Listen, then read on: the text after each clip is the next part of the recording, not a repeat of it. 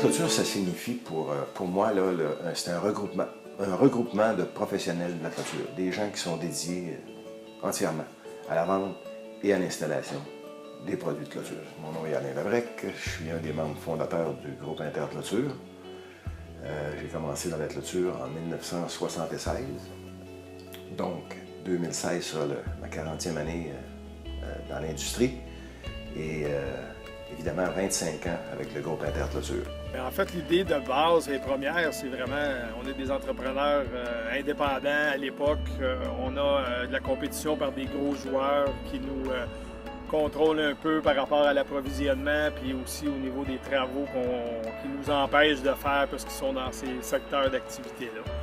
Donc nous, à la fin des années 80, ça nous hérite de plus en plus. En grandissant, on veut prendre l'expansion. Puis à partir de là, on s'est senti vraiment comme... On était bloqué. Bloqué, hein, emprisonné, fait qu'on ne voyait pas d'avenue ou de potentiel à long terme en gardant le même pattern. Donc on s'est regroupé des entreprises spécialisées dans la clôture, des entreprises indépendantes, pour pouvoir créer une force au niveau des achats avec un certain volume. Les membres fondateurs, comme on disait, il y avait Pierre Miglierina, son frère Robert, et Mario Gauthier. On était les trois qui ont débuté en 91. Dès le départ, à Interclôture, on a commencé avec l'approvisionnement d'accessoires seulement. Ensuite, pour être compétitif sur le marché, ce qui est arrivé, c'est qu'on a décidé d'avoir des machines pour faire notre propre grillage, des machines à tricoter, qui a donné un bon coup d'envol aux membres Interclôture. Dans le projet de ces nouvelles installations-là, une autre réalité, c'est qu'on consommait beaucoup de tuyaux, en plus du grillage. Et on a eu un projet de dire pourquoi non, on fabriquerait pas de tuyaux. Ça a commencé peut-être dans les années 2008, et là on s'est mis à la recherche.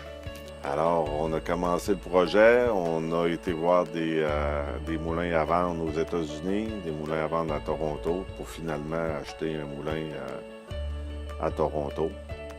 Faire tout le projet, l'installation du moulin. Ensuite de ça, bâtir un entrepôt pour transférer tous les accessoires, parce qu'au début, les accessoires étaient dans l'usine, où est-ce qu'est le moulin présentement. Donc, on a tout mis ce projet-là en branle. On a appris à la dure avec le moulin pour finalement aujourd'hui produire nos propres tuyaux, puis en plus de ça, produire sur le marché pour divers secteurs d'activité autres que la clôture. Ben, grosso modo, là, c'est un résumé, si on veut, là, de ces 25 années-là qui ont passé. Rapidement, on va dire.